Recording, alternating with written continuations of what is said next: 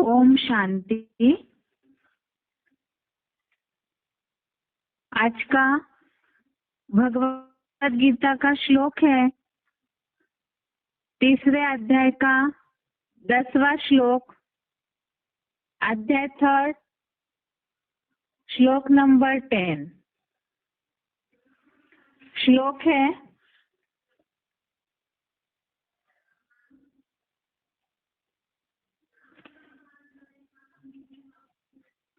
सह यज्ञ प्रजा सृष्ट्वा पुरोवाच प्रजापति अनेन प्रसविष्य ध्वमेश ओस्तित्वष्ट कामधुक्। श्लोक दोबारा। सह यज्ञ प्रजा सृष्ट्वा पुरोवाच प्रजापति अनेन प्रसविष्य ध्वमेश ओस्तित्वष्ट कामधुक्। संधि विच्छेद श्लोक का सह यज्ञ प्रजा सृष्ट्वा पुरा उवाच प्रजापति अनेन प्रसविष्य ध्वम् एषः वः अस्तु इष्ट कामधुक्। संधि विच्छेद दोबारा। सह यज्ञ प्रजा सृष्ट्वा पुरा उवाच प्रजापति अनेन प्रसविष्य ध्वम् एषः वः अस्तु इष्ट कामधुक्। शब्दों का अर्थ है पूरा अर्थात आदिकालीन, सह यज्ञ अर्थात यज्ञ सहित, प्रजा अर्थात प्रजा, सृष्ट्वा अर्थात पैदा करके, प्रजापति उवाच अर्थात प्रजापति ने कहा, अनेन अर्थात इससे, प्रसविष्य ध्वम् अर्थात वृद्धि करो, एषः अर्थात यह, वह अर्थात तुम्हारी, इष्ट कामधुक् अर्थात इष्ट कामनाओं की, कामधेनु अस्तु अर्थात हो। शब्दों का अर्थ दोबारा। पूरा अर्थात आदिकालीन, सह यज्ञ अर्थात यज्ञ सहित, प्रजा अर्थात प्रजा, सृष्टा अर्थात पैदा करके, प्रजापति उवाच अर्थात प्रजापति ने कहा, अनेन अर्थात इससे, प्रसविष्य ध्वम् अर्थात वृद्धि करो, एषः अर्थात यह, वह अर्थात तुम्हारी, इष्ट कामधुक् अर्थात इष्ट कामना की कामधेनु, अस्तु अर्थात हो।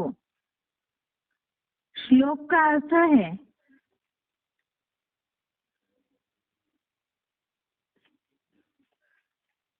आदिकालीन यज्ञ सहित, प्रजा पैदा करके, प्रजापति ने कहा, इससे वृद्धि करो, यह तुम्हारी इष्ट कामना की कामधेनु हो। आदिकालीन यज्ञ सहित प्रजा पैदा करके प्रजापति ने कहा, इससे वृद्धि करो, यह तुम्हारी इष्ट कामना की कामधेनु हो। अर्थात यज्ञ सहित जो प्रजा तैयार हुई, उनसे प्रजापति ने कहा कि इस यज्ञ से वृद्धि करो, यज्ञ की वृद्धि करो, और यही तुम्हारी अर्थात ये यज्ञ तुम्हारी इष्ट कामना की कामधेनु हो। श्लोक का अर्थ सही रीति समझने के लिए क्लैरिफिकेशन सहित अर्थ देखते हैं। आदिकालीन पुरुषोत्तम संगम युगी शूटिंग में यज्ञ सहित मानसी प्रजा पैदा करके प्रजापति ने कहा, इस अविनाशी रुद्र ज्ञान यज्ञ से सत्व प्रधान सृष्टि की वृद्धि करो। यह यज्ञ तुम्हारी स्वर्गीय अतीन्द्रिय सुखों वाली इष्ट कामना की कामधेनु हो। कुछ दिनों से हम तीसरा अध्याय जब से शुरू किया है, कर्मों के लिए ही देख रहे हैं श्लोकों को। जिस तरह से पहले हठयोगियों के कर्मों के लिए बताया कि वो कर्म छोड़ के बैठ जाते हैं, इसीलिए खास बताया वास्तव में कोई भी अनिवार्य कर्म किए बिना रह नहीं सकता है। और साथ में ही कर्मों के लिए बताया कि मन से इंद्रियों को नियमित करके कर्म करो। नियत किए हुए कर्मों के अलावा तेरा शरीर निर्वाह भी सिद्ध नहीं होगा। तो इसीलिए कर्म करने के लिए भगवान ने अर्जुन को समझाया कि कर्म तो करना ही है, उसके बिना शरीर नहीं चलेगा। लेकिन उसके साथ साथ कौन सा कर्म करना है जिससे प्राप्ति हो, इसे भी समझाया है कि यज्ञ के सिवाय दूसरे कोई भी कर्म जो है वो नरक लोक के कर्म बंधन में डालने वाले हैं। हमने सिलेक्टेड पॉइंट्स में भी इन बातों को समझा है कि लौकिक दुनिया के जो मुरलियों में भी शुभावा बोलते सब धंधों में है नुकसान सिवाय एक ईश्वरीय धंधे के। अभी भले ही समय ऐसे चल रहा है तो सब अपने अपने धंधाधोरी में लगे हुए हैं, लेकिन खास बताया यज्ञ सेवा के सिवाय दूसरा कोई भी कर्म जो है वो कर्म बंधन ही है। और यज्ञ सेवा के लिए भी कल के श्लोक के भावार्थ में खास ये बात बताई कि दैहिक आसक्ति छोड़ करके रुद्र ज्ञान यज्ञ अर्थ कर्म कर। अब रुद्र ज्ञान यज्ञ जो है वो क्या है और इससे क्या होगा, यही बात आज के श्लोक में बताई है। आदिकालीन अर्थात सृष्टि के आदिकालीन नई सृष्टि जो शुरू होने वाली है उसकी शुरुआत वास्तव में है संगम युग। सृष्टि का आदि ये कलयुग का अंत और सतयुग के बीच का जो पीरियड है ये संगम युग है, जिसे ही बोला है पुरुषोत्तम संगम युगी शूटिंग में यज्ञ सहित मानसी प्रजा पैदा करके अर्थात ज्ञान यज्ञ की रचना हुई। यज्ञ की स्थापना इसलिए हुई क्योंकि द्वापर युग से जितने भी भक्ति मार्गीय कर्म कांडीय यज्ञ होते आए तो उससे जो प्राप्ति होनी चाहिए थी वो प्राप्ति नहीं हुई। इसीलिए ही दिन प्रतिदिन आत्माएं नीचे ही गिरती कला को प्राप्त हुए भक्ति मार्गीय क्रिया कांडों के चलते, उन कर्मों के चलते या शारीरिक जो भी निर्वाह के लिए कर्म किए उसके चलते कहीं ना कहीं पांच विकारों में घिरते रहे। इसीलिए ही सृष्टि के आदि काल में अर्थात पुरुषोत्तम संगम की शूटिंग में यज्ञ सहित अर्थात ये जो ज्ञान यज्ञ है उस यज्ञ सहित मानसी प्रजा पैदा करके, मानसी प्रजा अर्थात जिसके लिए हम एडवांस कोर्स में भी इन बातों को समझते हैं, शास्त्रों में भी ये बात आई है कि मानसी मानस पुत्र हुए चार, तो वो मानस पुत्र अर्थात मन के संकल्पों के द्वारा रची हुई रचना। और यहाँ पर मानसी प्रजा पैदा करके अर्थात पुरुषोत्तम संगम युग में यज्ञ रचा, तो यज्ञ के साथ साथ आहुति देने के लिए जो प्रजा तैयार की गई तो वो प्रजा मन के संकल्पों के द्वारा की गई है। ज्ञान जो है ये गुप्त है, इसी तरह से उस ज्ञान के द्वारा मनसा के संकल्पों के द्वारा ही जो निर्मिति होती है। तो यहाँ शारीरिक प्रकृति के कनेक्शन की बातें नहीं, मनसा संकल्पों के द्वारा, ज्ञान के द्वारा ही जिन आत्माओं की निर्मित होती है, जिन्हें आत्मा का परिचय देकर के रचा जाता है, तो वो मानसिक प्रजा हो गई, मन के संकल्पों के द्वारा तैयार हुई। उस प्रजा से प्रजापति ने कहा, अर्थात प्रजापति ने यज्ञ भी रचा, साथ साथ मानसिक प्रजा को भी तैयार किया और उनसे प्रजापति ने कहा, इस अविनाशी रुद्र ज्ञान यज्ञ से सत्व प्रधान सृष्टि की वृद्धि करो। अर्थात इस अविनाशी रुद्र ज्ञान यज्ञ के द्वारा, अविनाशी रुद्र ज्ञान यज्ञ क्या है, इसे समझने के लिए नीचे ही चौथे अध्याय का 33वां श्लोक दिया है, अध्याय 4 श्लोक नंबर 33, उसे भी समझते हैं। सबसे पहले तो इस अविनाशी रुद्र ज्ञान यज्ञ से सत्व प्रधान सृष्टि की वृद्धि करो। अर्थात इस यज्ञ में जो आहुति डाली जाती है, उसके द्वारा ही यज्ञ से जुड़ करके सत्व प्रधान सृष्टि बनती है। वो कैसे बनेगी? इस ज्ञान यज्ञ की तन से, मन से, धन से, हर प्रकार की ताकत लगा करके, जो जितनी ताकत लगाएंगे उतना ही उस अनुसार सृष्टि निर्मिति का कार्य, सृष्टि की बढ़ोतरी का कार्य होता है। अर्थात ही वो मानसिक प्रजा के द्वारा ही फिर सृष्टि की बढ़ोतरी होती है। लेकिन यहाँ खास बताया है सत्व प्रधान सृष्टि की वृद्धि करो। अब इस सत्व प्रधान सृष्टि की वृद्धि कैसे होगी? इस ज्ञान यज्ञ की जितनी जो तन, मन, धन, चारों प्रकार से हर प्रकार की ताकत लगा करके जो सेवा करते हैं, तो उतना ही इस सत्व प्रधान इस सृष्टि की वृद्धि में मददगार बनेंगे। लेकिन खास बताया है सत्व प्रधान सृष्टि वो कैसे बनेगी, जिसके लिए कल के श्लोक में खास बात बताई हुई है, दैहिक आसक्ति छोड़कर इस अविनाशी रुद्र ज्ञान यज्ञ अर्थ कर्म कर।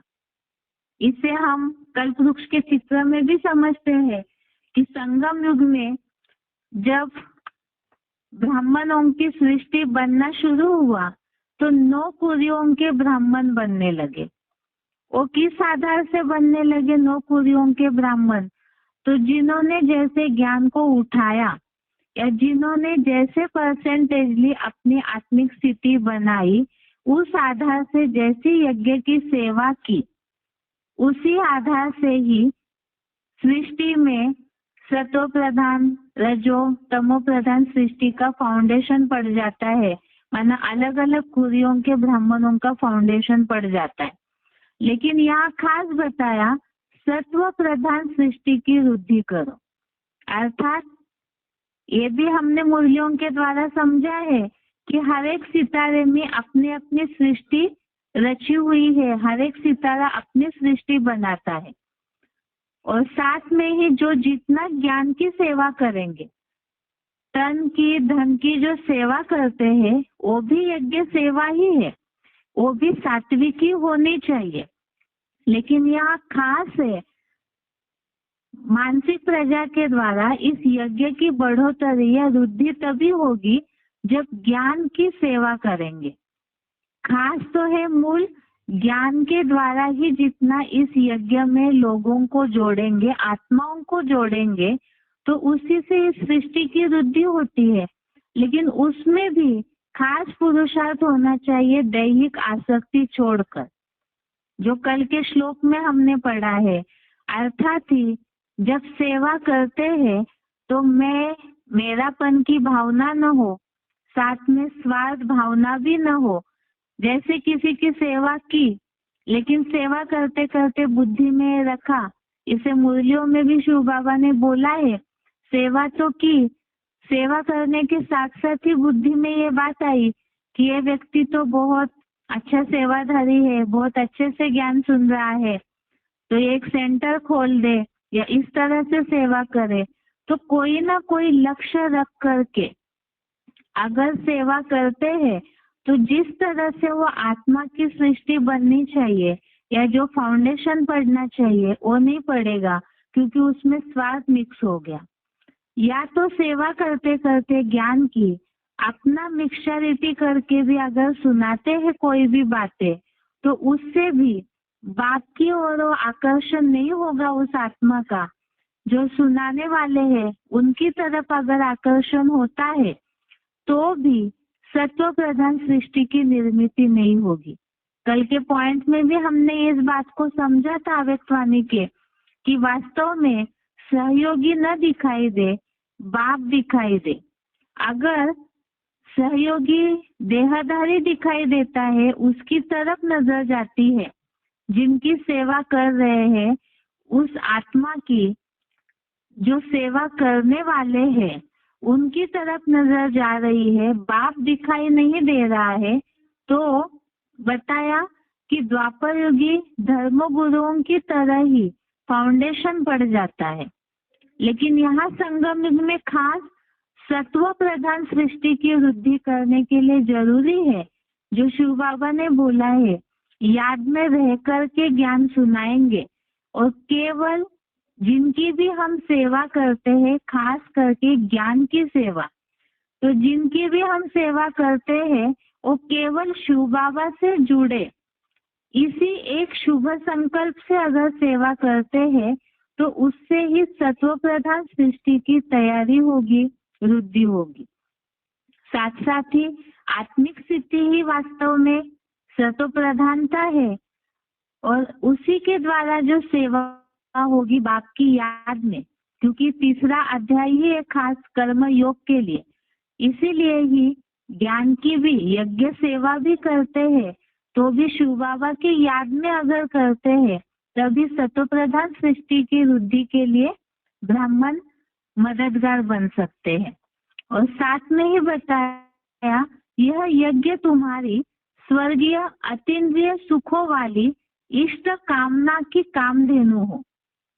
जो भी कर्म करते हैं, कर्म करने का खास लक्ष्य सभी का ये है जीवन मुक्ति की अवस्था प्राप्त हो।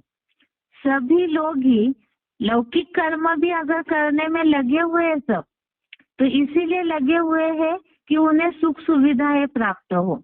जो भी धन कमाते हैं, जो भी ताकत लगाते हैं दुनिया में लोग, वो इसीलिए लगाते हैं ताकि उनका जीवन सुखमय बीते, अशांति न हो जीवन में, इसीलिए ताकत लगाते हैं। अब उन लौकिक कर्मों से भी श्रेष्ठ कर्म बताया है यज्ञ कर्म, जो खास परमात्मा आकर के इस सृष्टि पर रचते हैं।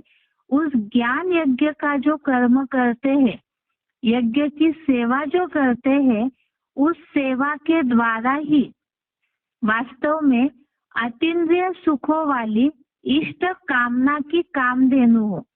अर्थात ये जो यज्ञ है यही कामधेनु है, अर्थात सारी इच्छाओं की पूर्ति करने वाला है। अब इच्छाओं की पूर्ति का अन्य अर्थ न लिया जाए, यहाँ तो शिव बाबा इंद्रिय सुखों के बाद बोलते ही नहीं है, खास यहाँ है अतीन्द्रिय सुख वाली इष्ट कामना। इच्छा जो है वास्तव में इच्छाएं अच्छा नहीं बनने देती है, लेकिन ये इष्ट श्रेष्ठ कामना जो है, जो सारी कामधेनु बताया है, सारी इच्छाओं की पूर्ति करने वाली, तो ये यज्ञ इस तरह से सारी इच्छाओं की पूर्ति करने वाली कामधेनु कैसे बनेगा? तो वास्तव में ही जितना ही तन मन धन की सारी ताकत इस यज्ञ में झोंक देंगे और आत्मिक स्थिति के द्वारा जितना ही यज्ञ में पूरी तरह से अर्पण में होकर के सेवा करेंगे, जिसे बोला जाता है यज्ञ में जब आहुति डालते हैं तो स्वाहा स्वाहा करते हैं। वास्तव में लौकिक दुनिया में जो भक्ति मार्गीय क्रियाकांड है, उनमें जो यज्ञ होते हैं उसमें जो स्वाहा करके अनाज की, घी की, अन्य चीजों की अर्थात भौतिक चीजों की आहुति डालते हैं, तो उससे अल्पकाल के लिए भले ही प्राप्ति हो जाए, लेकिन पूरे जीवन भर के लिए जो सुख शांति में जीवन होना चाहिए वो नहीं हो पाता है। लेकिन यहाँ शिव बाबा ज्ञान यज्ञ के द्वारा जो पूरी तरह से स्वाहा, जो बताया, अपने स्व को पूरी तरह से इस यज्ञ की ज्ञान और योग की अग्नि में पूरी तरह से स्वाहा करते हैं, अर्पण में करते हैं, तो उतना ही इंद्रिय सुखों से भी परे अतीन्द्रिय सुख जो कभी भी छूटता ही नहीं है। इंद्रियों के सुख तो फिर भी ऊपर नीचे हो जाए, लेकिन अतीन्द्रिय सुख जो है वो छूटता नहीं है, लगातार उसकी प्राप्ति चालू हो जाती है। और इसीलिए वही वास्तव में इष्ट कामना की कामधेनु है, ऐसे बताया है। ये अतीन्द्रिय सुख से रिलेटेड अभी 2-3 दिन पहले ही हमने एक सिलेक्टेड पॉइंट सुना था, जिसमें शिव बाबा ने बोला जैसे रसगुल्ला खाते हैं, जिस समय खाते हैं उसी समय उसकी 1-2 सेकंड के लिए टेस्ट जीभ में रहती है और बाद में फिर वो टेस्ट तो रहेगी नहीं। लेकिन अतीन्द्रिय सुख जो है वो इंद्रियों से परे का सुख होने के कारण वो लगातार चलते रहता है, बंद नहीं होता है इंद्रिय सुखों की तरह।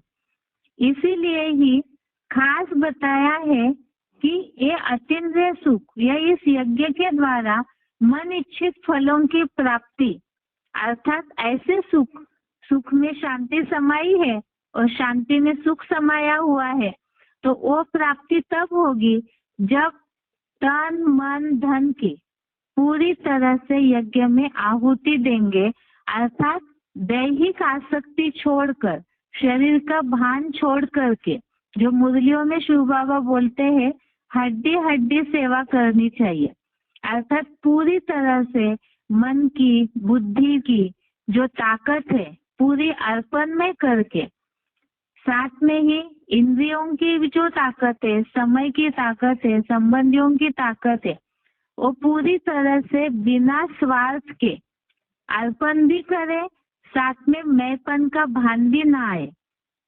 जो मुरलियों में शिव बाबा ने बोला है अर्पण तो कर देते हैं और फिर मैंपन का भान आता है। तो जैसे दुनिया में भी कहा जाता है कि जब बलि का बकरा है वो जब आहुति के समय अगर चिल्लाता है तो आहुति सफल नहीं मानी जाती है। इसी तरह से ज्ञान यज्ञ में यज्ञ सेवा रूप जो हम आहुति डालते हैं उसमें मैंपन का बकरा अगर स्वाहा नहीं किया पूरी तरह से, तो जो प्राप्ति होनी चाहिए वो नहीं होती है। अर्थात ही यहाँ संगम युग में ही खास प्राप्ति अतीन्द्रिय सुख जो है वो तो जो चौथी सृष्टि रची जाएगी उसमें पूरी तरह से शुरुआत हो जाएगी, लेकिन यहाँ संगम युग में अनुभूति होनी चाहिए। तो यज्ञ सेवा करते हैं तो मुरलियों में शिव बाबा ने बोला है जितना सेवा करेंगे खुशी का मेवा साथ साथ ही मिलता है, लेकिन वो तब मिलेगा जब निरंकारी होकर निस्वार्थ भावना से यज्ञ सेवा करते हैं। इसी के साथ साथ अविनाशी रुद्र ज्ञान यज्ञ से रिलेटेड 4थे अध्याय का 33वां श्लोक है, अध्याय 4 श्लोक नंबर 33। इसमें बताया है, श्लोक का भावार्थ है, हे शत्रु पीड़क नाशवान भौतिक पदार्थों से किए गए भौतिक अग्नि द्वारा चालित यज्ञ से अश्वमेध रुद्र ज्ञान यज्ञ अधिक अच्छा है, जो शतवर्षीय अर्थात 100 वर्षीय ज्ञान योग अग्नि से निरंतर चलता है।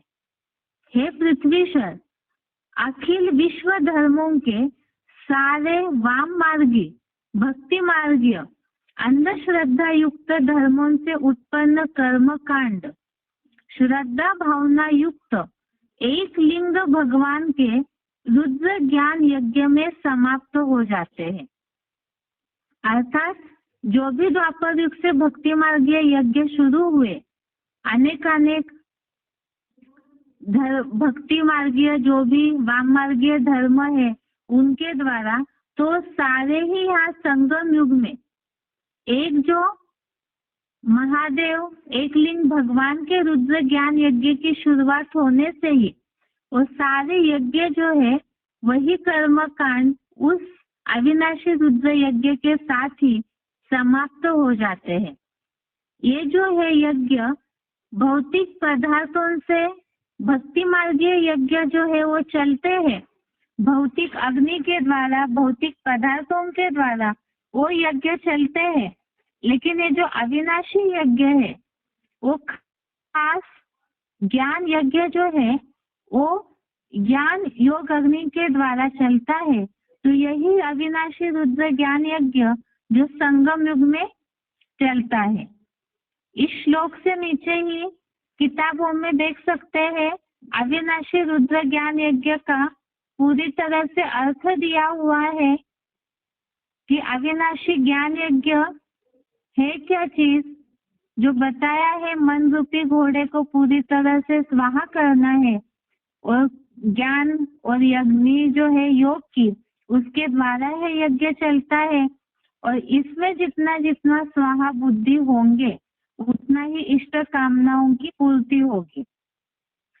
इसी से रिलेटेड सच्ची गीता खंड 2 इससे लिया हुआ पॉइंट है अव्यक्तवाणी का। अव्यक्तवाणी की डेट है 17 अक्टूबर 1987। अव्यक्तवाणी डेट है 17 अक्टूबर 87। पॉइंट है यह ईश्वरीय ज्ञान देना ही ईश्वरीय सेवा है। सेवा का सदा ही मेवा मिलता है। कहावत है ना, करो सेवा तो मिले मेवा। तो ईश्वरीय सेवा करने से अतीन्द्रिय सुख का मेवा मिलता है, शक्तियों का मेवा मिलता है। आज का जो श्लोक है तीसरे अध्याय का 10वां श्लोक, इससे रिलेटेड ही ये पॉइंट है जिसमें आज के श्लोक में बात आई है कि इस ज्ञान यज्ञ की सत्व प्रधान सृष्टि की वृद्धि करो। और ये वृद्धि कैसे होगी, तो यहाँ बताया यह ईश्वरीय ज्ञान देना ही ईश्वरीय सेवा है और इस ईश्वरीय सेवा से वृद्धि होगी। सेवा का सदा ही मेवा मिलता है। कहावत है ना, करो सेवा तो मिले मेवा। तो ईश्वरीय सेवा करने से अतीन्द्रिय सुख का मेवा मिलता है, शक्तियों का मेवा मिलता है। तो यही बताया श्लोक में भी कि इष्ट कामना की कामधेनु हो, अर्थात यहाँ ईश्वरीय सेवा करने से यह यज्ञ तुम्हारी अतीन्द्रिय सुख वाली इष्ट कामना की कामधेनु है। और पॉइंट में बताया ईश्वरीय सेवा करने से अतीन्द्रिय सुख का मेवा मिलता है, शक्तियों का मेवा मिलता है। और साथ में और भी मुंजियों में ऐसी बात आती है कि खुशी का मेवा मिलता है सेवा की। तो साथ साथ ही अगर निस्वार्थ भावना से सेवा की है तो जरूर खुशी साथ साथ ही मिल जाती है। और अगर मिक्सचरिटी है सेवा में, देह भान में रहकर के सेवा करते हैं, मैंपन में आकर सेवा करते हैं, तो जिस तरह से संतुष्टि होनी चाहिए, खुशी की प्राप्ति होनी चाहिए, वो नहीं हो पाती है।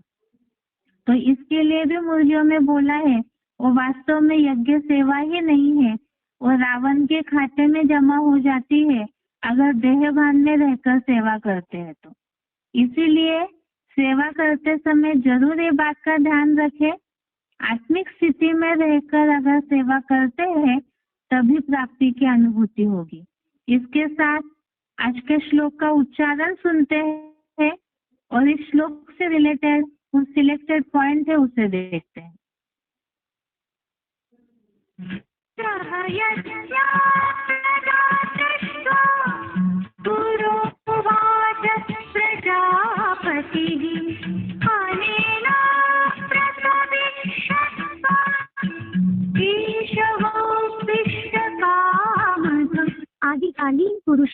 संगम युगी शूटिंग में यज्ञ सहित मानसिक प्रजा पैदा करके प्रजापति ने कहा, इस अविनाशी रुद्र ज्ञान यज्ञ से सत्व प्रधान सृष्टि की वृद्धि करो।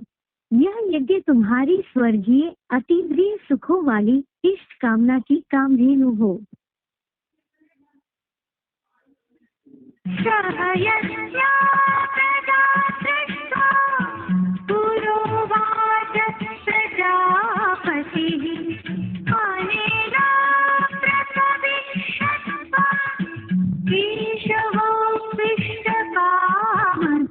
आदिकालीन पुरुषोत्तम संगम युगी शूटिंग में यज्ञ सहित मानसिक प्रजा पैदा करके प्रजापति ने कहा, इस अविनाशी रुद्र ज्ञान यज्ञ से सत्व प्रधान सृष्टि की वृद्धि करो।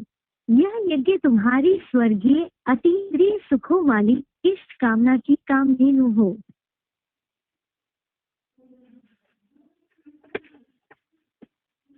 इस श्लोक से रिलेटेड सिलेक्टेड पॉइंट है वार्तालाप नंबर 1679, डिस्कशन नंबर 1679।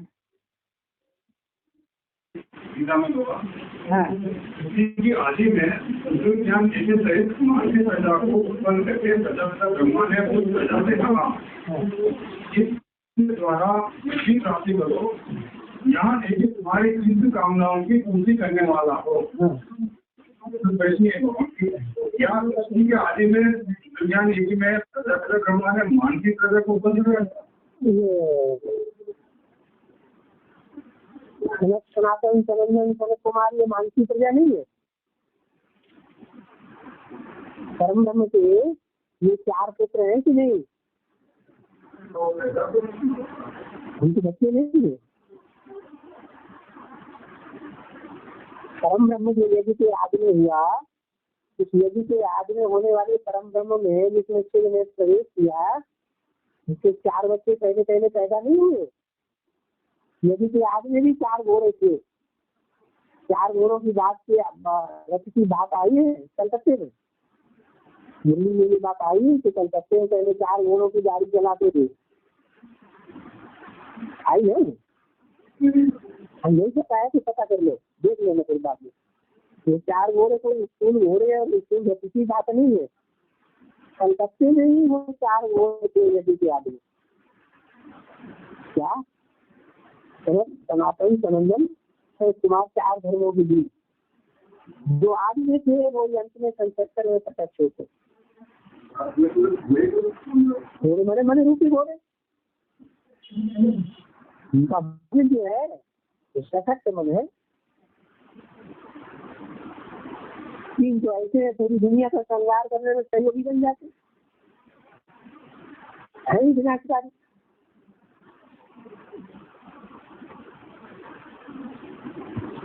क्या पूछने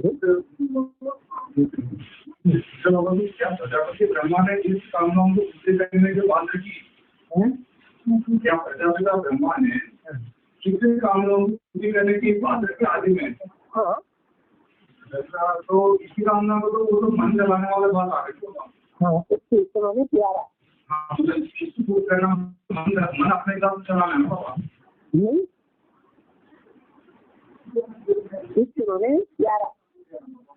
माने प्यारा। आपको कैसे पता कि जो प्रजापिता वाली आत्मा का पार्ट है उसका दुनिया में सबसे उच्च कामना कौन सी है?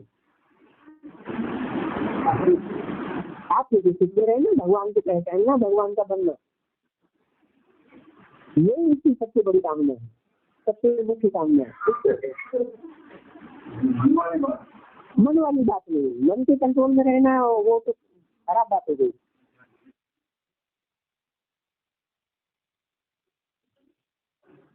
आगे का पॉइंट है, आगे का सिलेक्टेड पॉइंट है डिस्कशन नंबर 1748, डिस्कशन नंबर 1748।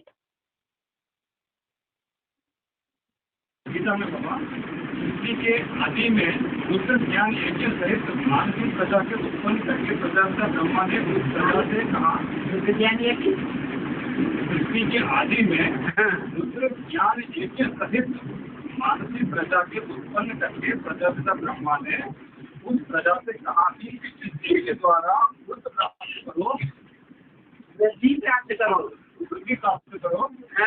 यह यज्ञ तुम्हारी इष्ट कामनाओं की पूर्ति करने वाला है।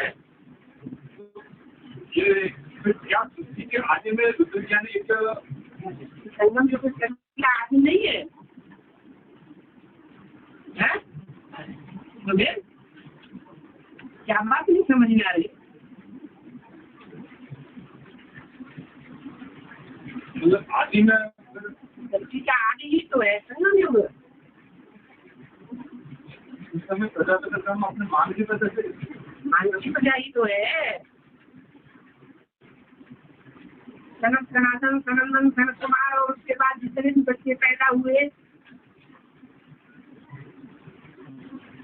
उनका मान की वजह नहीं है,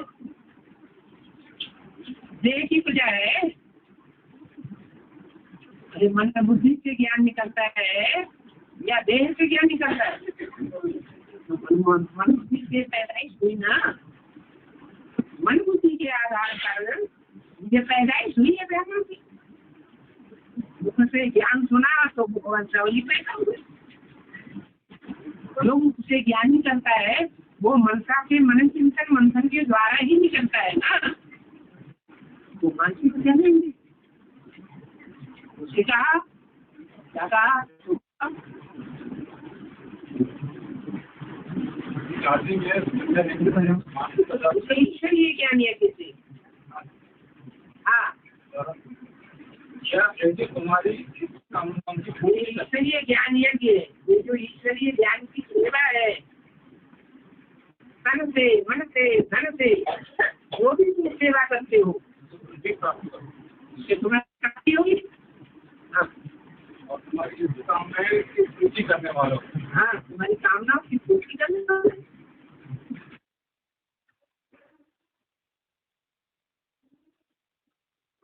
आगे का पॉइंट है VCD नंबर 2469, VCD नंबर 2469।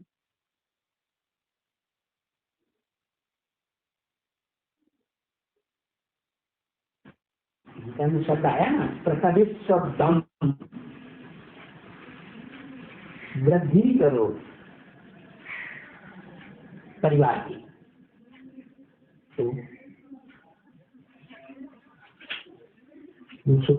बात आदम में प्रवेश करके सृष्टि की वृद्धि कराता है, लेकिन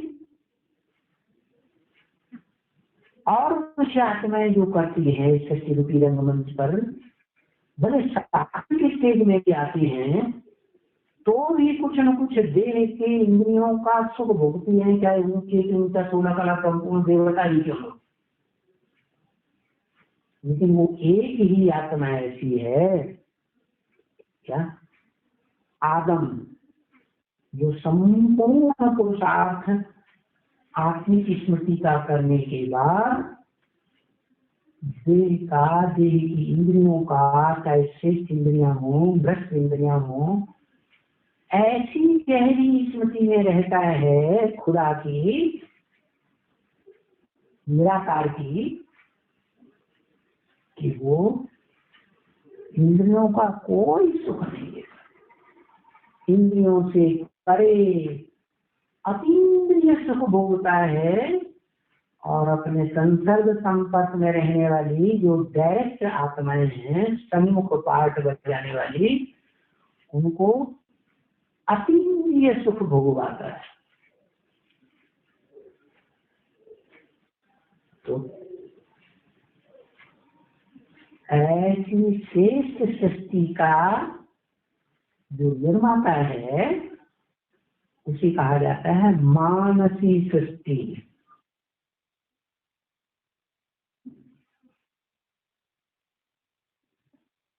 अभी तक के श्लोक सिलेक्टेड पॉइंट में हमने श्लोक से रिलेटेड बातों को समझा।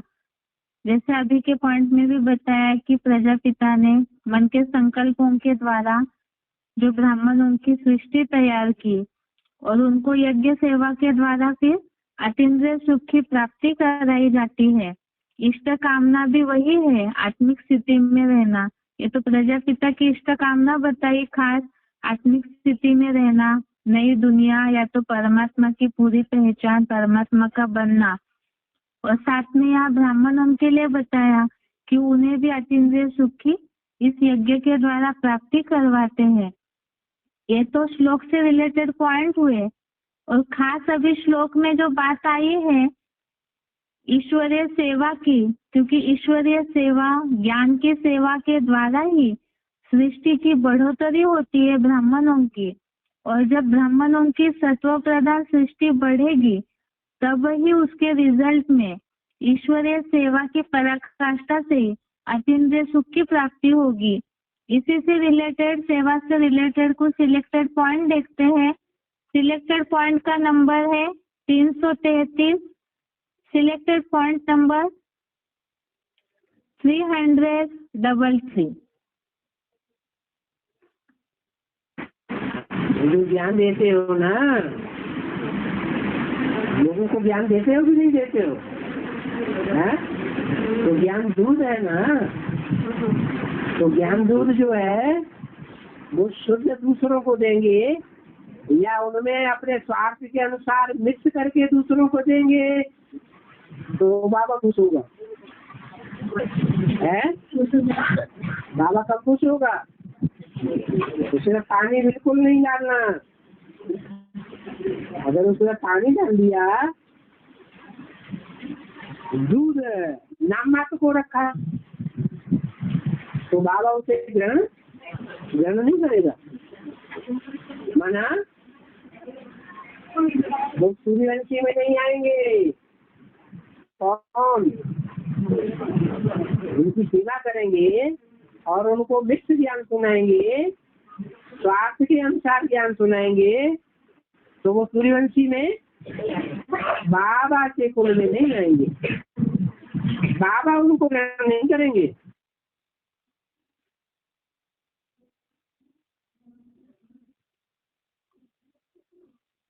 आगे का पॉइंट है सिलेक्टेड पॉइंट 739। सिलेक्टेड पॉइंट का नंबर 739।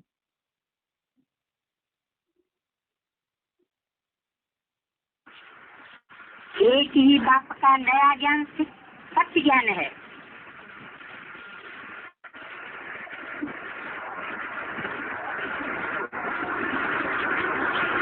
और नए ज्ञान से नई दुनिया स्थापन होती है। क्या?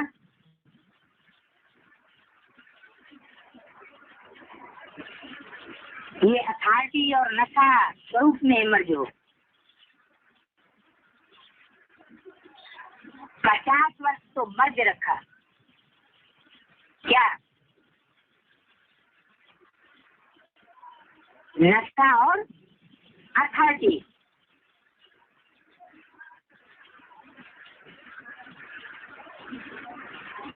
लेकिन इसका अर्थ ये नहीं कि जो भी आवे उसको पहले से ही नए ज्ञान की नई बातें सुनाकर कंफ्यूज कर दो।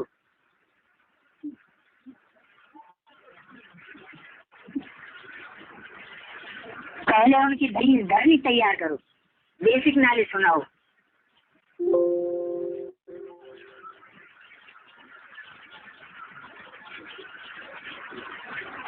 कंफ्यूज करने का भाव नहीं हो। धरनी, नब्ज, समय, ये सब देख करके ज्ञान देना, यही नॉलेज की निशानी है।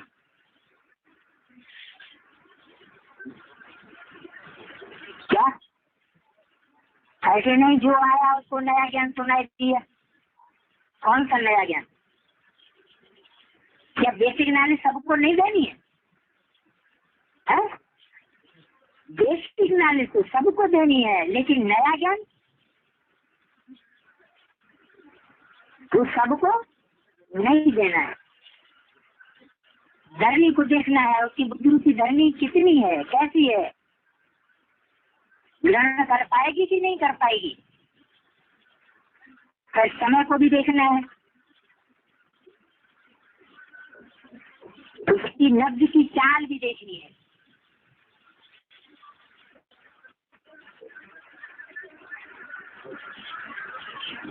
आत्मा की इच्छा देखो, तो नया ज्ञान लेने की इच्छा है।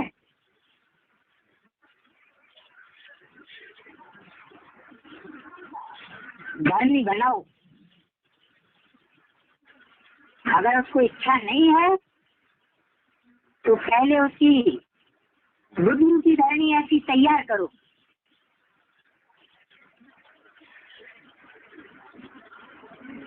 लेकिन अंदर में सत्यता की, निर्भयता की अथॉरिटी जरूर हो, शक्ति जरूर हो। लोग क्या कहेंगे ये भय न हो। निर्भय बन धनी बल बनाओ।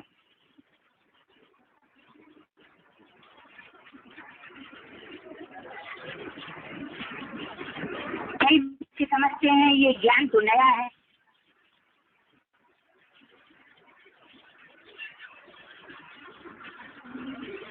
कई लोग समझ नहीं सकेंगे।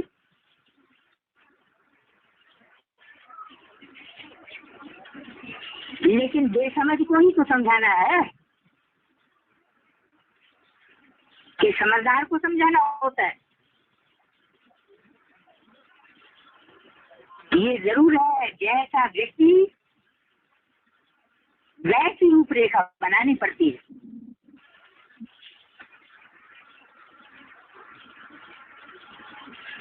लेकिन व्यक्ति के प्रभाव में नहीं आ जाओ।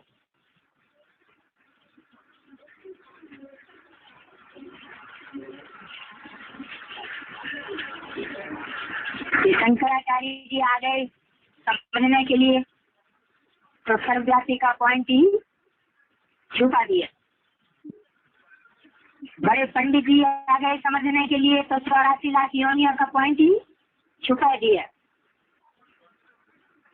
इमरजेंसी का पीरियड चल रहा है, कोई बड़ा नेता आ गया,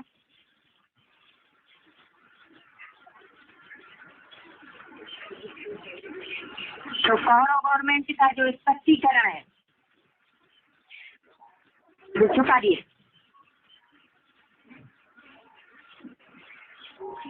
इसका मतलब हम प्रभाव में आ गए। प्रभाव में मत आओ।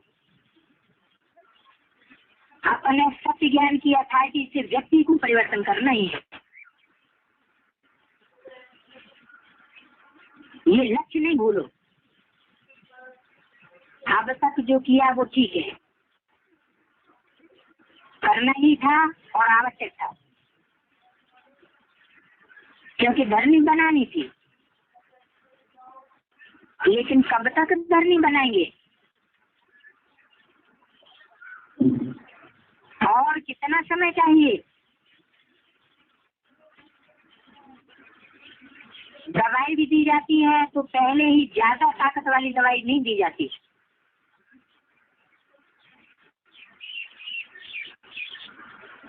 पहले हल्की दी जाती है।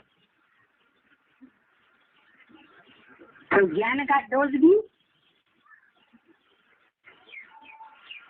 एकदम पावरफुल नहीं देना है।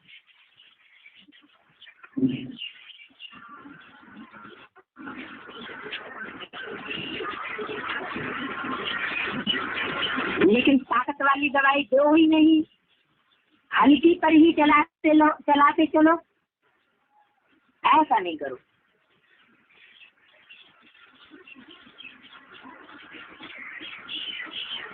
किसी कमजोर को हाई पावर वाली दवाई दे दी तो ये भी रंग है। इसलिए परखने की शक्ति चाहिए, लेकिन अपने सबसे नए ज्ञान की अथॉरिटी को जरूर धारण करना चाहिए। आपकी सूक्ष्म अथॉरिटी की वृत्ति ही उन्हों की व्यक्तियों को चेंज करेगी। यही धरनी बनेगी। और विशेष जब सेवा करके मधुबन तक पहुंचाते हो तो कम से कम उन्हों को ये जरूर मालूम पड़ना चाहिए कि इस धरनी पर उन्हों की भी धरनी बन जाती है। कौन सी धरनी पर? हाँ? मधुबन की धरनी पर उनों की धरनी भी बन जाती है। कितनी भी कलराठी धरनी हो, किसी भी धर्म वाला हो और किसी भी पोजीशन वाला हो, लेकिन इस धरनी पर वह भी नरम हो जाते। कौन सी धरनी पर? मधुबन की धरनी पर। और नरम धरनी बनने के कारण उसमें जो भी बीज डालेंगे उसका फल सहज निकलेगा। सिर्फ डरो नहीं, निर्भय जरूर बनो। युक्ति से दो, क्या क्या युक्ति से दो? नया ज्ञान युक्ति से दो। ऐसा न हो कि वह आप लोगों को यह उलाहना दे कि ऐसी धरनी पर मैं पहुंचा लेकिन ये मालूम नहीं पड़ा कि परमात्मा ज्ञान क्या है।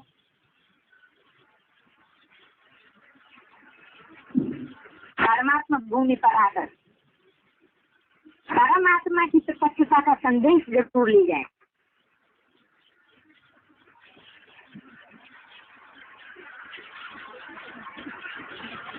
कौन सा संदेश?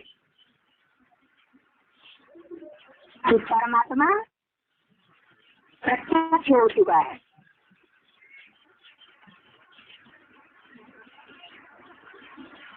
लक्ष्य अथॉरिटी का होना चाहिए।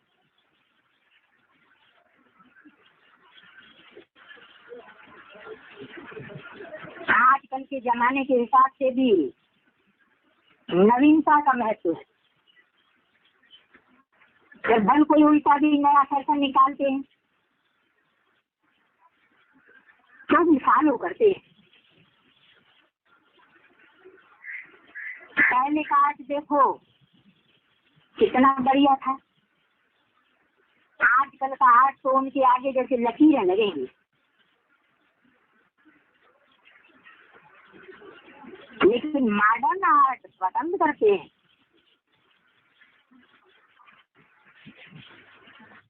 मानव की पसंद ही हर बात में नवीनता है और नवीनता सतह ही अपनी तरफ आकर्षित करती है। इसलिए नवीनता, सत्यता, महानता, इसका नशा जरूर रखो। हर समय और व्यक्ति को देखो, फिर सेवा करो। ये लक्ष्य जरूर रखो कि नई दुनिया का नया ज्ञान प्रत्यक्ष जरूर करना है।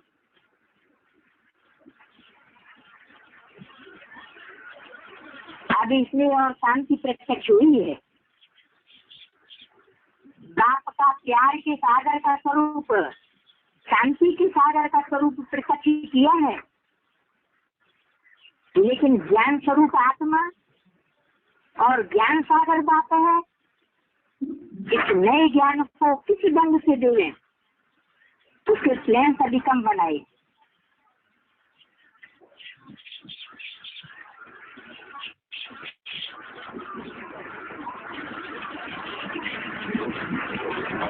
वो भी समय आएगा जो सभी के मुख से ये आवाज निकलेगा कि नई दुनिया का नया ज्ञान ये है।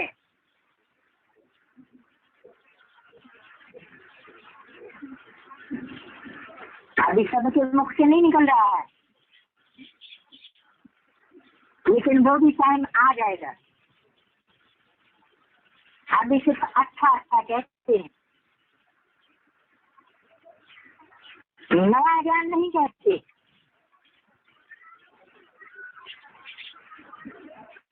याद की सब्जेक्ट को अच्छा प्रत्यक्ष किया है,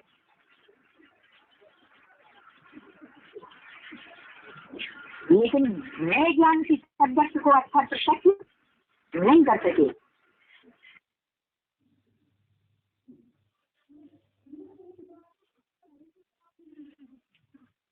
अभी के पॉइंट में खास बताया है ज्ञान की सेवा कैसे करनी है।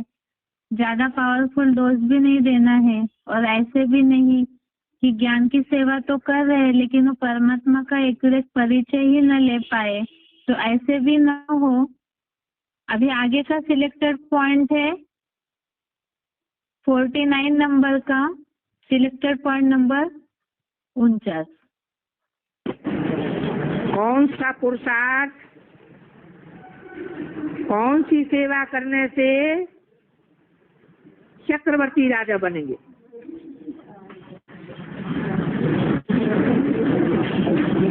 अरे सीधा जवाब है,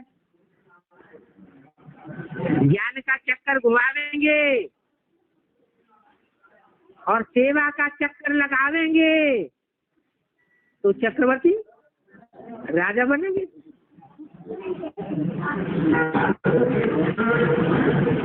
न बुद्धि को चलावेंगे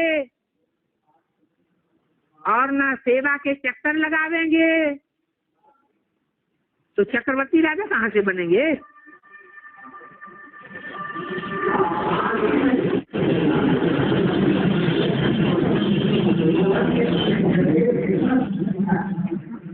और पूछा है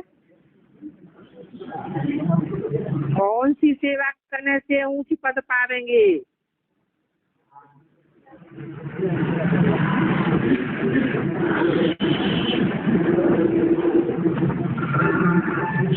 कोई भी सेवा हो, चाहे कर्मणा सेवा हो, वाचा सेवा हो, मनसा की सेवा हो, जितना शास्त्र की स्थिति में करेंगे उतना ऊंचे पद पावेंगे,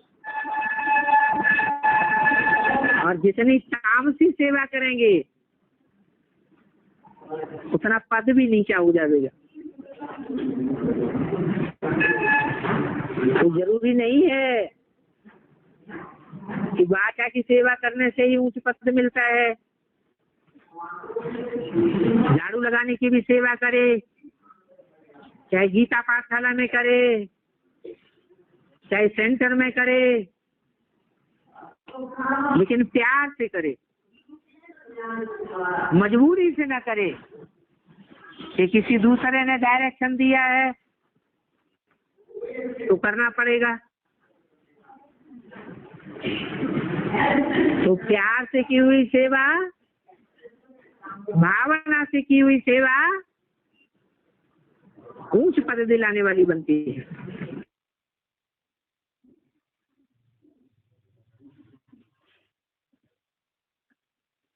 आगे का सिलेक्टेड पॉइंट है 172 नंबर, सिलेक्टेड पॉइंट नंबर 172। देवान में आकर के सेवा करेंगे तो तामसी सेवा हो जाएगी, और आत्मिक की स्थिति में रह करके सेवा करेंगे, रूहानियत की स्टेज में सेवा करेंगे तो सात्विक की स्टेज रहेगी। कोई भी कर्म हो, कोई भी दान हो, तत्वप्रधान कर्म भी होता है, तत्वप्रधान दान भी होता है, और तमोप्रधान दान भी होता है, तमोप्रधान कर्म भी होता है।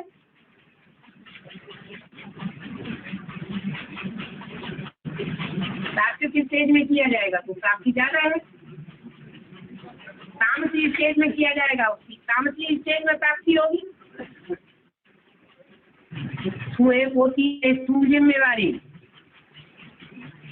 और एक होती है बेहद की जिम्मेवारी। स्थूल जिम्मेवारी स्थूल कर्मेंद्रियों से निभाई जाती है और बेहद की जिम्मेवारी मनसा के बेहद श्रेष्ठ संकल्पों से निभाई जाती है। हमारे संकल्पों में मनसा के अंदर कोई के प्रति बुखार न रहे,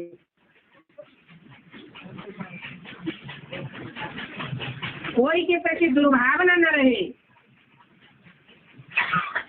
सबके प्रति शुभभावना रहे। शुभ कामना और शुभभावना, इससे बड़ी कोई सेवा नहीं होती।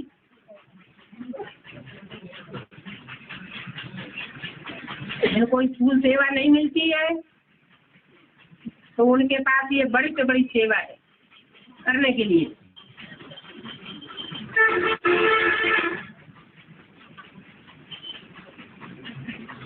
छोटे बच्चों को झुनझुना दे दिया जाता है तो बहुत खुश हो जाते हैं। आजकल ब्रह्मा कुमारियां बहुत है ऐसी जिनको कोई स्थूल जिम्मेवारी मिली हुई है तो समझते हम जैसे राजा बन गए। ऐसी कोई बात नहीं।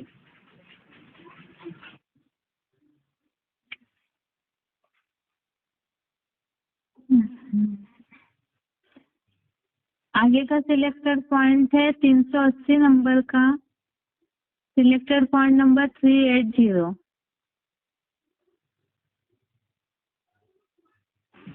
तो तुम बच्चों को सदैव कुछ न कुछ सर्विस करनी चाहिए।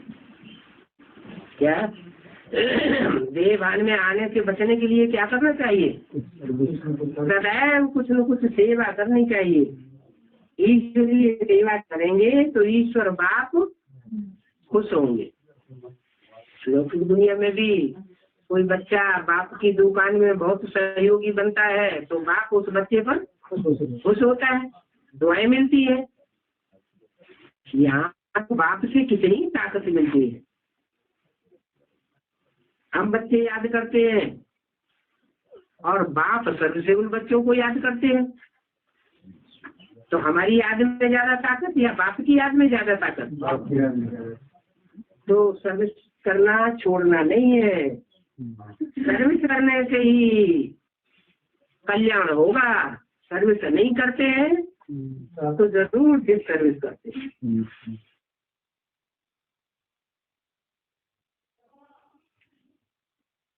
अभी आगे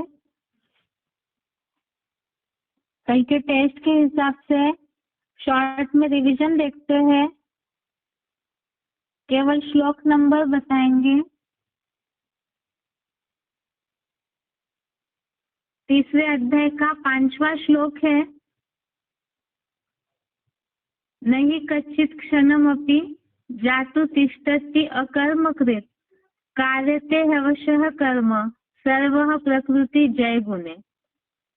इसमें खास बताया है कि कोई भी क्षण भर भी कर्म किए बिना नहीं रह पाता है, बरबस ही सबको कर्म करने पड़ते हैं। अर्थात ही प्रकृति के कारण कर्म करने ही पड़ते हैं।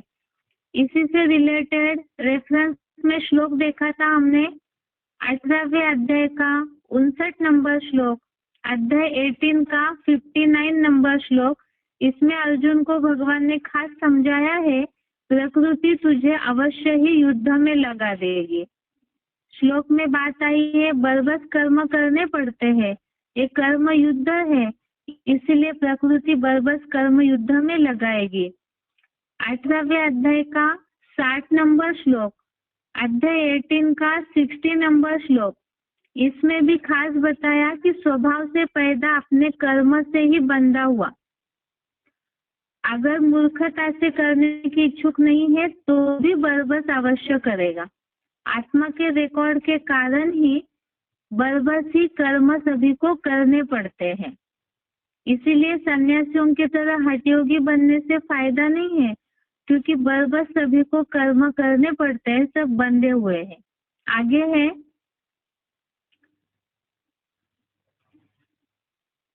13वें अध्याय का 29 नंबर श्लोक, अध्याय 13 का 29 नंबर श्लोक, जिसमें बात आई है कि जो सब प्रकार से कर्मों को सब प्रकार से स्वभाव से ही किया हुआ देखता है वह अपने को अकर्ता मानता है। अर्थात ड्रामा के अनुसार सब कर्म करते हैं तो इसमें मैंने ही किया है ऐसी भावना भी नहीं आनी चाहिए। अगला तीसरे अध्याय का 33वां श्लोक, अध्याय 3 का 33 नंबर श्लोक। इसमें बात आई है कि स्वभाव अनुसार ही ज्ञानी मनुष्य भी अपने स्वभाव अनुसार ही अच्छी बुरी चेष्टा करता है और सभी प्रकृति या स्वभाव की ओर ही जाते हैं। इसमें रोकथाम क्या करेगा?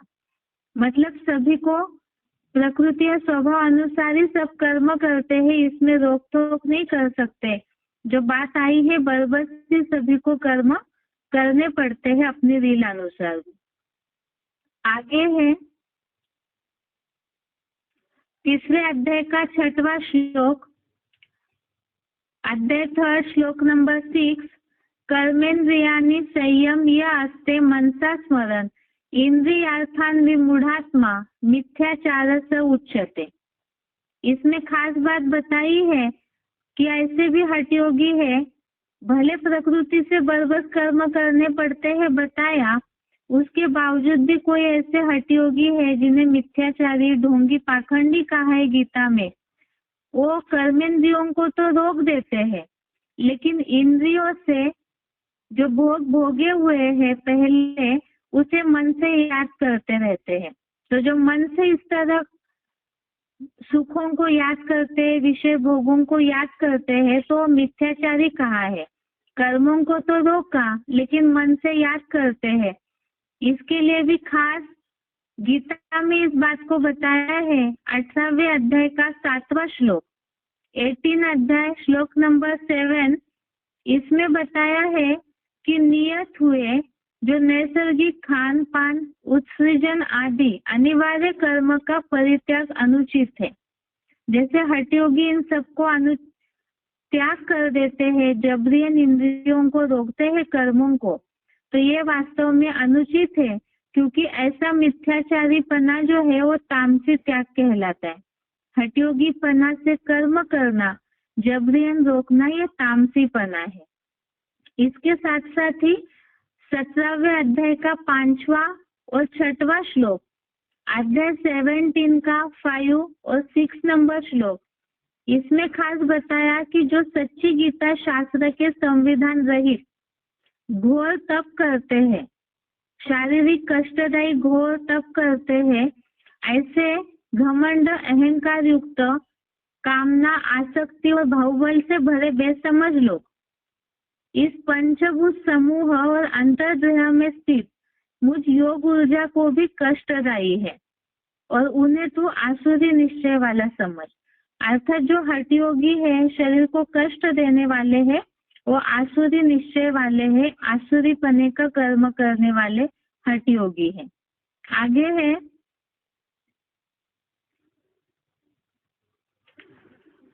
आगे का श्लोक है 18वें अध्याय का 11वां श्लोक, अध्याय 18 श्लोक नंबर 11। इसमें भी ये बात बताई है कि जो कर्म फल का त्यागी है वास्तव में वही असली त्यागी है। मन से तो याद कर रहे विषय भोगों को, तो वास्तव में उसे त्याग नहीं कहा जाएगा। 18वें अध्याय के 11वें श्लोक में बताया है कि कर्म फल का जो त्यागी है वही वास्तव में त्यागी है। और 6वें अध्याय का दूसरा श्लोक, अध्याय 6 का दूसरे श्लोक में खास बताया है मनसा संकल्पों का जो त्यागी है। मनसा संकल्पों से जो संपूर्ण त्यागी है वही वास्तव में सन्यासी कहा जाएगा। और संपूर्ण संकल्पों से त्याग नहीं किया तो योगी नहीं है। तो जो हठयोगी है उनके लिए खास बात बताई कि मन से संकल्पों का त्याग होना चाहिए। ऐसे ही 17वें अध्याय का 17वां श्लोक, अध्याय 17 का 17 श्लोक, इसमें बताया है कि सांसारिक फल की आकांक्षा से रहित, सांसारिक फल की आकांक्षा अर्थात इच्छा से रहित जो परम श्रद्धा पूर्वक तपाया गया है मन वचन कर्म से, तो वही तप सात्विक है। अर्थात फल की इच्छा किए बिना जो तप किया जाता है तो वही सात्विक तप है। आगे है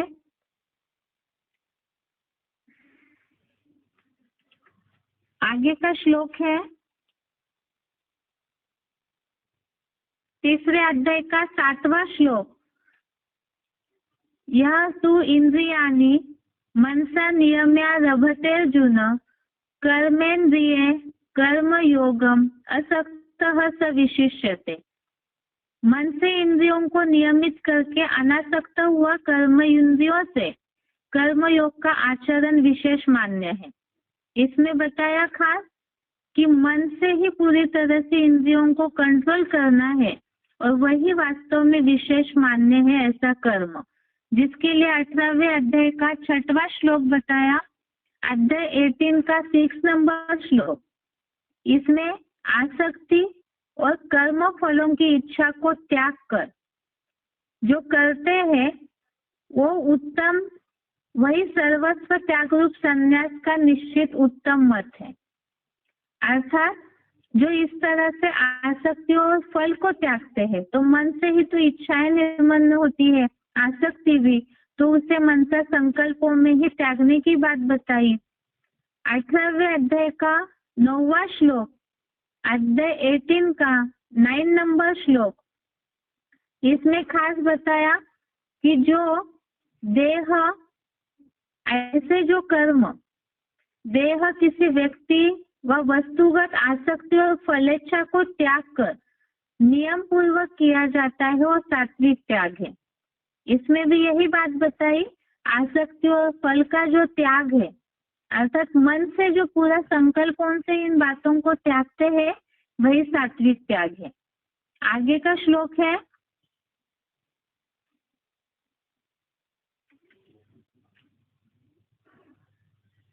दूसरे अध्याय का 59 नंबर श्लोक, इसमें भी खास बताया है, जो हमने पहले भी देखा है श्लोकों की, विषय भोग, जो त्यागी देहधारी पुरुष के भोग हटते हैं लेकिन आसक्ति नहीं हटती है।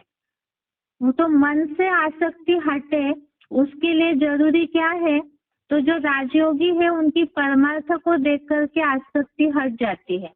मन से आसक्ति तब हटेगी जब मन पूरी तरह से आत्मिक स्थिति में स्थिर होकर परमात्मा की याद में ऐसा जो राजयोगी जुड़ता है, तो अतीन्द्रिय सुख के अनुभूति से बाकी जो विषय भोग है वो हट जाते हैं। और ऐसा योगी भी कौन हो सकता है? अभी तक जो कर्मों की थ्योरी हम 5वें श्लोक से देखते आए हैं कि बरबस कर्म करने पड़ते हैं, लेकिन ऐसे हठ योगी है जो मन से याद करते हैं, लेकिन मन से इंद्रियों को नियमित करके मनसा संकल्पों से जो त्यागता है वही वास्तव में असली मान्य है। तो ऐसा योगी 5वें अध्याय का 8वां और 9वें श्लोक में बताया है। अध्याय 5 श्लोक नंबर 8, 9, इसमें खास बात बताई है कि जो योगी सब कर्म करते हुए भी कुछ भी नहीं करता है, इंद्रिय स्वाभाविक भोगों में लगी हुई ऐसे समझ करके चलता है, तो आत्मिक स्थिति में ऐसा स्थिर योगी ही अकर्ता है। साथ में 5वें अध्याय का 13वां श्लोक बताया कि वो मन से सारे कर्मों को त्याग कर जैसे कि कुछ भी न करता हुआ सुखपूर्वक रहता है। अध्याय 5 का 13 श्लोक में ये बात बताई, मन से सारे कर्मों को त्यागता है और जैसे कि कुछ न करता है, ऐसे ही योगी सुखपूर्वक रहता है। आगे का श्लोक है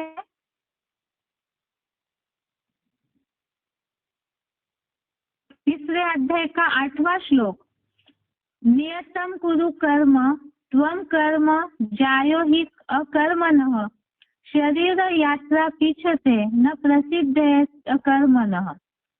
अर्थात तू नियत कर्मों को कर, कर्म न करने से कर्म करना ही श्रेष्ठ है, क्योंकि कर्म से रहित तेरा शरीर निर्वाह भी सिद्ध नहीं होगा। आगे का श्लोक है तीसरे अध्याय का 9वां श्लोक, अध्याय 3 का श्लोक नंबर 9, यज्ञार्थात् कर्मण्योऽत्र लोकोऽयं कर्म बंधनः तदर्थम कर्म कौन्तेय मुक्त संग समाचर। इसमें खास बात हमने कल ही देखी, यज्ञ के सिवाय दूसरा कोई भी कर्म जो है नरक लोक का कर्म बंधन है। बाकी यज्ञ सेवा करनी है जिससे निर्बंधन हो सकते हैं, सब बंधनों से मुक्त हो सकते हैं, लेकिन वो तभी होगा जब दैहिक आसक्ति छोड़ करके यज्ञों के कर्मों को करते हैं।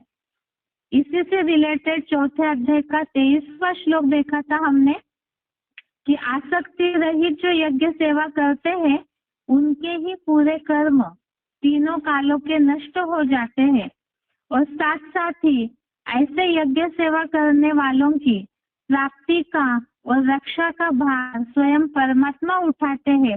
ये बात 9वें अध्याय के 22वें श्लोक में आई है, अध्याय 9 का श्लोक नंबर 22। 22 श्लोक। आगे है आज का श्लोक, तीसरे अध्याय का 10वां श्लोक, जो हमने बहुत विस्तार से समझा है।